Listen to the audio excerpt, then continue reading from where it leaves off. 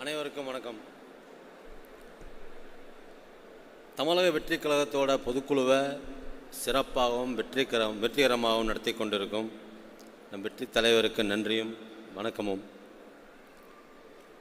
மதிப்புக்குரிய நம்ம பொதுச் செயலாளருக்கும் தேர்தல் மேலாண்மை பொதுச் செயலாளர் நண்பர் ஆதவ அர்ஜுனாவுக்கும், துணை பொதுச் செயலாளர் சிடிஆர் நிர்மல்குமாருக்கும், தலைமை நிலைய செயலாளர் ராஜசேகர், கொள்கை பரப்பு செயலாளர் ராஜ்மோகனுக்கும் மற்றும் கழக நிர்வாகிகள் அனைவருக்கும், மாவட்ட நிர்வாகிகளுக்கும், பொதுக்குழு உறுப்பினர் அனைவருக்கும் என்னோட வணக்கம்.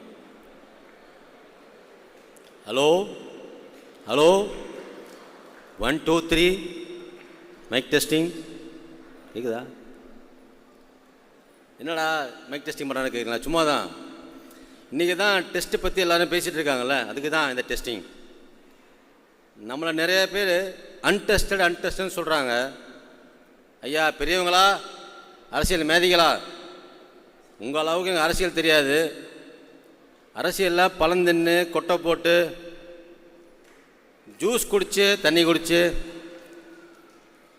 ஏப்பம்பட்டு அனுபவசாலிங்க எல்லாரும் சொல்கிற மாதிரி நாங்கள் அன்டெஸ்டடு தான். அதில் எந்த சந்தேகமே இல்லை.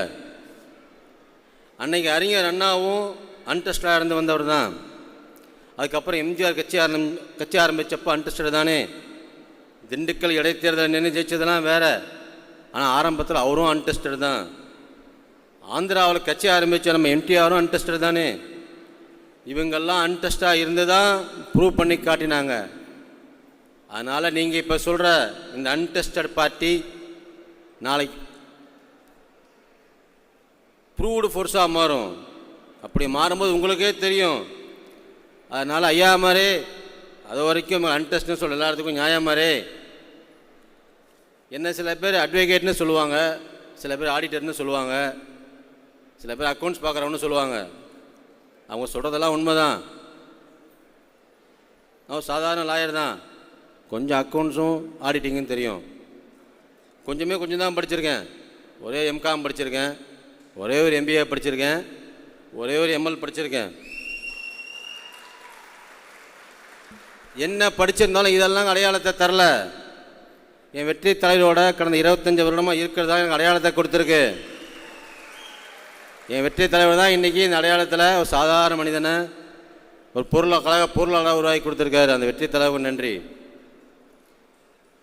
எங்கள் தலைவர் கூட இருந்து மனுஷங்களாக படிச்சிருக்கேன், வாழ்க்கையை படிச்சிருக்கேன். இப்போ தான் இந்த அரசியலில் படிக்க தொடங்கியிருக்கேன். ஒரு லாயராக கொஞ்சம் லாஜிக்காக ஒன்று சொல்லணும்னு ஆசைப்பட்றேன். ஆர்ட் ஆஃப் பாசிபிலிட்டிஸ் அதுவும் அரசியல் தான். ஆர்ட் ஆஃப் இம்பாசிபிலிட்டிஸ் அதுவும் அரசியல் தான். எதுக்கு ஆர்ட் ஆஃப் மிராக்கிள்ஸ் அதுவும் அரசியல் தான். இதனால் அரசியல் இது நடக்கும் இது நடக்காது என்று சொல்லவே முடியாது. அரசியலாம் எது வேணாலும் நடக்கலாம். அதுக்கப்புறம் இன்னொரு டவுட்டும் சொல்லணும்.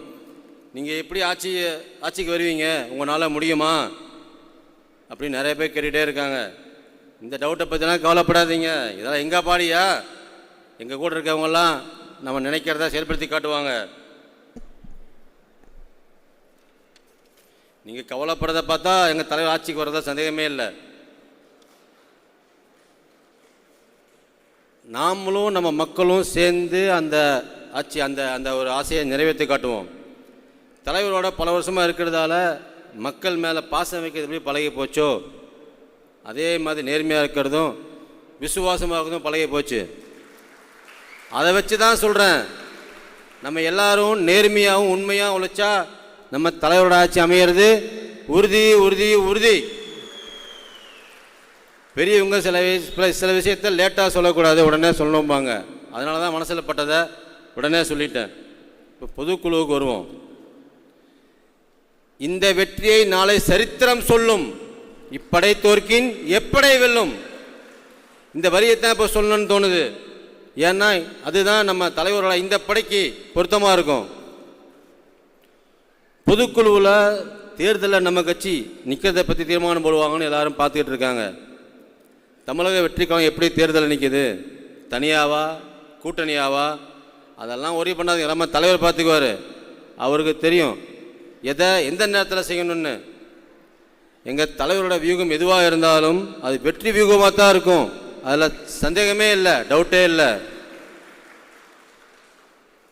எவ்வளோ பெரிய கட்சியாக இருந்தாலும் நம்ம தமிழக வெற்றி கழகத்தை பார்த்து பயப்படுறாங்களா இல்லையா? அப்படின்னா நம்ம தமிழக வெற்றி கழகம் பெரிய கட்சி தானே. நம்ம தமிழக வெற்றி கழகத்தை பெரிய கட்சி ஆக்கிட்டு வரவங்களுக்கு நன்றி. நம்ம இப்போ நிறைய பேர் பர்சன்டேஜை பற்றி பேசுகிறோம், இவ்வளோ ஓட்டு கிடைக்கும் இவ்வளோ ஓட்டு கிடைக்காது அப்படின்னு. நம்ம கொஞ்சம் மாற்றி யோசிப்போமே. 2016 சட்டமன்ற தேர்தல், 2021 2019 பார்லிமெண்ட்டு, 2021 சட்டமன்றம், 2024 நம்மளை இந்த பார்லிமெண்ட் தேர்தல், இந்த மாதிரி கடந்த 9-10 வருஷமாக நடந்த தேர்தல்லாம் கணக்கு போட்டு பார்த்தோம்னா மொத்தம் பதிவான ஓட்டுகளே மொத்தம் 72% தான் கிட்டத்தட்ட. அப்படி பார்த்தா பேலன்ஸ் 28% ஓட்டு போடாமையே இருக்காங்க. அவங்களுக்கெல்லாம் இங்கே இருக்கிற ஆட்சியை பிடிக்காத ஓட்டு, அதுவும் அன்டெஸ்டட் தான். நம்ம எல்லாம் கொஞ்சம் கவனம் செலுத்தி நிதானமாக கரெக்டாக ஒர்க் பண்ணோம்னா அந்த ஓட்டுக்களையும் கான்சன்ட்ரேட் பண்ணாலே போதும். நம்ம தேவையான ஓட்டு சதவீதத்தை எடுத்துக்கலாம். அதை நம்ம என்ன பண்ணணும், ஒவ்வொரு வீட்டுக்கும் போய் அந்த ஓட்டுக்களை பூத்துக்கு கொண்டு போட வைக்கணும். இதெல்லாம் நம்ம நிர்வாகிகள் நம்ம சொல்கிறோமே, பூத்து மெம்பர்ஸ் எல்லாம் செய்யணும். எல்லாம் செய்யலாமா? செய்வோமா? நன்றி. எந்த ஒரு விஷயத்தையும் நம்பிக்கையாகவும் கணக்கு போட்டு செஞ்சாலே போதும். கணக்கு கரெக்டாக இருக்கும், மேட்ச் ஆகிரும். இன்னொரு முக்கியமான விஷயம், கோயம்புத்தூரில் சானிடரி நாப்கின் கம்பெனி வச்சுருக்கிற இந்தியாவின் பேட்மேன் என்று சொல்கிற என் நண்பர் ஒருத்தர் சொன்னார். அவர் அந்த பதிவுன்னு ஆசைப்பட்றேன். கவர்மெண்ட் ஸ்கூலில் படிக்கிற நிறையா பெண் குழந்தைகள், நம்ம பெண் குழந்தைகள் ஒரு கொடுமையான வேதனையை தினம் அனுபவிக்கிறாங்க. அவங்களுக்கு தினமும் டாய்லெட் போகிறது சுத்தமான கழிவறை இல்லை. அதை விட முக்கியம், அவங்களுக்கு மாதாந்திர பிரச்சனை எப்போ பேடு மாற்றக்கூட கதவோட சுத்தமாக இடமில்லை. இதெல்லாம் இந்த அப்பாச்சிக்கு தெரியுமா தெரியுதானே தெரியல. பேசிக் விஷயத்தை கூட கண்டுக்காத கவர்மெண்ட்டா? நம்ம தலைவர் மகளிர் தின வீடியோவில் மகளிர் வீடியோவில் பேசிய பேச்சுக்கு மூச்சு வாங்க திணறி நிற்கிது இந்த டிஎம்கே கவர்மெண்ட். பொறுங்க, இப்போ தான் எங்கள் தலைவர் பேச ஆரம்பிச்சிருக்காரு. இன்னும் அடி வலுவாக விழும். நீங்கள் எங்கள் தலைவர்கிட்ட எங்கேயும் எஸ்கேப் ஆக முடியாது. இப்போ ரீசெண்டாக சில பேருக்கு அடி விழுந்திருக்கும். அந்த மாதிரி அடியெல்லாம் சாதாரண அடிகள் இனிமேல் சம்மட்டி அடியாக விழும். நாங்களே இப்படி அடிக்கிறோம், நாங்களே இப்படி பேசணும் அப்படின்னா நம்ம தலைவர் அடி எப்படி இருக்கும்? வெறித்தனமாக இருக்கும். நம்ம அடிகளை விட, நம்ம தலைவர்கள் தொண்டர்கள் தோழர் அடியை விட நம்ம தலைவர் அடிகள் ஒவ்வொரு சூழ்நிலையும் ஒவ்வொரு சுச்சுவேஷன்லையும் வெறித்தனமாக இருக்கும். நீ நினைக்கிற மாதிரி எங்கள் வெளித்தலைவர் சும்மா, எங்கள் வெறித்தலைவர் கொஞ்சம் சாதாரணமாக இருக்கிறவர் இல்லை, அவர் கொஞ்சம் வித்தியாசமானவர். எல்லாத்தையும் தெரிஞ்சு வச்சுருந்தாலும் எதுவும் தெரியாத மாதிரியே தான் இருப்பார்.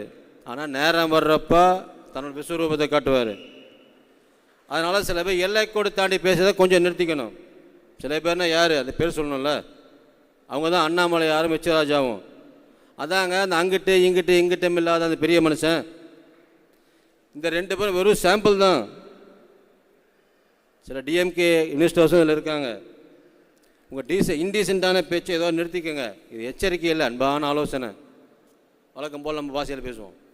ஐயா துறை உங்கள் ஆட்சியில் எல்லாமே பொய்யா துறை. இதை சொன்னால் உங்களுக்கு கோபம் வரும். ஆனால் அதுதான் உண்மை. மெய்யா துறை அப்பான்னு அப்பப்பா அப்படின்னு 1000 பேர் கதறினாலும் இந்த அப்பாவுக்கு தப்பா கூட ஒரு தடவை திரும்பி பார்க்க மாட்டேங்கிறாரு. காரணம் என்ன தெரியுமா? அவர் கவனத்துக்கு மட்டுமல்ல காதுக்கும் வரல. இது தப்பாக இருக்கேப்பா, இப்படியே போனால் இந்த ஆட்சிக்கு வர எலெக்ஷனில் ஒரு தகர டப்பா கூட கிடைக்காதுப்பா. இப்போ அப்பா ஆச்சு ஏதாவது உருப்படியாக நடக்குதான்னு பார்த்தா ஒன்றுமே இல்லை. இங்கே லாவும் இல்லை, ஆர்டரும் இல்லை. அப்புறம் லா அண்ட் ஆர்டர் எப்படி சரியாக இருக்கும்? நம் வெற்றி தலைவர் இப்போ இந்த கட்சியோட பொதுக்குழு கூட்டியிருக்காரு. பொதுக்குழு முடிஞ்சதும் இனிமேல் நம்ம கட்சி ஃபுல் ஃபோர்ஸில் களத்தில் நிற்கும். அதுக்கான அறிவிப்பையும் வெளியிடுவார். அதெல்லாம் தலைவர் பார்த்துக்குவார். இன்னும் இருக்கிறது 1 வருஷம்தான். அதுக்குள்ளே நம்ம எல்லாம் சின்சியராகவும் சீரியஸாகவும் சிவியராகவும் ஒர்க் பண்ணோம். உழைச்சி தான் ஆகணும். உழைப்பை தவிர வேறு எதுவும் இல்லை.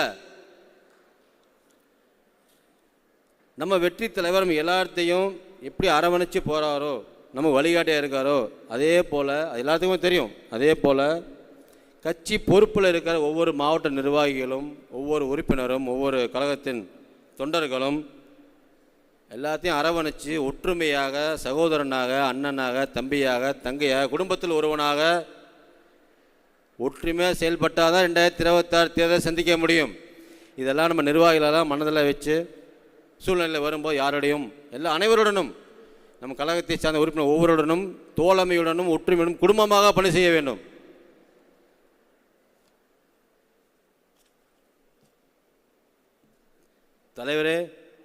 தலைவரே எங்களுக்கு எப்போவும் நீங்கள் தான் முக்கியம், உங்களுக்கு எப்போவும் இந்த தமிழக மக்கள் தான் முக்கியம்.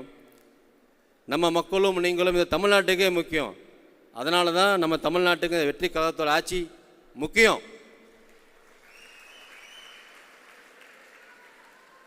அதுக்காக நாங்கள் தயாராக இருக்கோம். நீங்கள் எங்களை ஆர்டரை போடுங்க தலைவரே. உங்கள் ஆணைக்கு கட்டுப்பட்டு ஒவ்வொரு சொல்லுக்கும் கட்டுப்பட்டு நீங்கள் சொல்கிறத சின்சியராக சீரியஸாக நிறைவேற்றி காட்டுறோம். லாஸ்ட் பட் நாட் லீஸ்ட், நம்ம தலைவர் ஸ்டைலில் ஒன்று சொல்லி உரையை முடிச்சுக்கிறேன். நம்ம வெற்றி தலைவர் எல்லாருக்கும் பஞ்சு டாலாக பேசணும் மட்டும்தான் பார்க்குறாங்க.